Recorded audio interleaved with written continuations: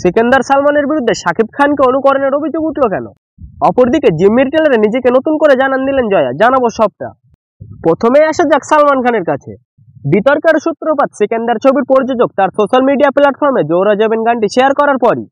সেই গান দেখে নেটিজেনদের অভিযোগ সালমান নাকি বাংলাদেশি সুপারস্টার শাকিব খানকে কপি করেছেন। 2023 সালে মুক্তি পায় শাকিব খান অভিনীত প্রিয়তমা ছবিটি। সেই ছবিতে কুরবানি কুরবানি গানে শাকিবের লুক এমনকি ডান্স স্টেপও নাকি হুবহু নকল করেছেন সালমান খান। সেই গানের কোরিওগ্রাফি থেকে দৃশ্যকরণ সবকিছুর সঙ্গেই নাকি মিল রয়েছে সালমানের জোরা যাবেন গানের। আর এই তুলনাটা নেই ক্ষোভে ফেটে পড়েছেন অনেকেই।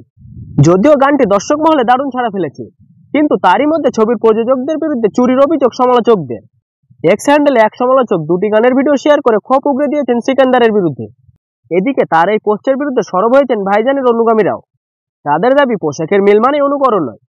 অন্যদিকে আর এক নেটিজেন ব্যঙ্গ করে লিখেছেন, কি দিন এলো বাংলাদেশি অভিনেতাকে কপি করতে হচ্ছে। অপরজনের বক্তব্য, দারুণ বিষয়, ভাইজান প্রচুর বাংলাদেশি ছবি দেখছেন। কেউ লিখেছেন, ভেবেছেন বাংলাদেশি অভিনেতাকে নকল করলে কেউ জানতেও পারবে না। এমনই সব তর্ক বিতর্কে সরগরম নেটপাড়া। অপরদিকে পুরস্কার, প্রশংসা, আলোচনা আর সমালোচনা সবকিছুকে নিয়েই যেন সবার চেয়ে একটু অনন্য করে নিজেকে ধরে রেখেছেন জয়া আহসান। ঢাকাই সিনেমা কিংবা কলকাতার দুই জায়গাতেই একের পর এক নতুন কাজ দিয়ে আলোচনায় থাকছেন দুই বাংলার দর্শক প্রিয় এই অভিনেত্রী। সম্প্রতি জয়া আহসান তার অভিনয় ক্যারিয়ারে প্রথমবার নিজ দেশে একটি ওয়েব সিরিজে অভিনয় করেছেন। সেটি আগামী 28 মার্চ হইচই মুক্তি পাচ্ছে।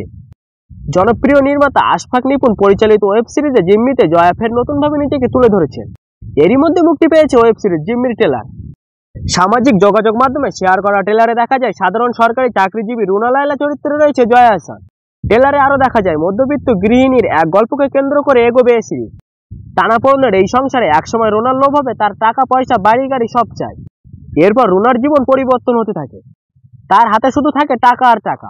এত টাকা কোথায় পেল রুনা, তা জানতে হলে আপনাকে দেখতে হবে জিম্মি।